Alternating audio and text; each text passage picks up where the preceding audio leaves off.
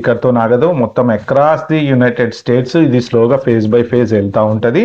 ఎక్కడైనా సరే ఏదైనా సరే అమెరికన్ పీపుల్కి ఇబ్బంది కలిగించేటువంటి పని ఎవరు చేసినా సరే, అది క్రిమినల్ అయినా లేకపోతే ఇంకొకడైనా ఫ్రాడ్ చేసినా, వీసా ఫ్రాడ్ చేసినా, ఏ ఫ్రాడ్ చేసినా కూడా సో మేము వదిలిపెట్టే ప్రసక్తి అయితే లేదు అని చెప్పారనమాట. సో ట్రంప్ అడ్మినిస్ట్రేషన్ ఇంకా మోర్ ఆర్ లెస్ మొన్ననే కదా స్టార్ట్ అయింది, జనవరిలోనే కదా, ఇంకా 3.5-4 ఏళ్ళు ఉంది దగ్గర. ఇప్పుడు వీళ్ళు ఏంటంటే ఈ ఫ్రాడ్ మొత్తం క్లీన్ చేస్తా పోతున్నారు. సో మోర్ ఆర్ లెస్ దీంట్లో మన వాళ్ళకు కూడా కొంతమందికి అయితే దెబ్బపడే ఛాన్స్ అయితే ఉంది. ఎవరెవరికి అంటే ఇప్పటిదాకా ఖచ్చితంగా ప్రాపర్గా మెయింటైన్ చేయకుండా, అంటే ఫ్రాడ్ ఎలా ఉంటుందంటే అండి, ఫర్ ఎగ్జాంపుల్ మీరు ఒక 5 సంవత్సరాలు పనిచేశారండి H1B వీసా మీద, నీట్గా ఉన్నారు, లీగల్గా ఉన్నారు, మంచి చక్కగా ట్యాక్స్ కట్టారు.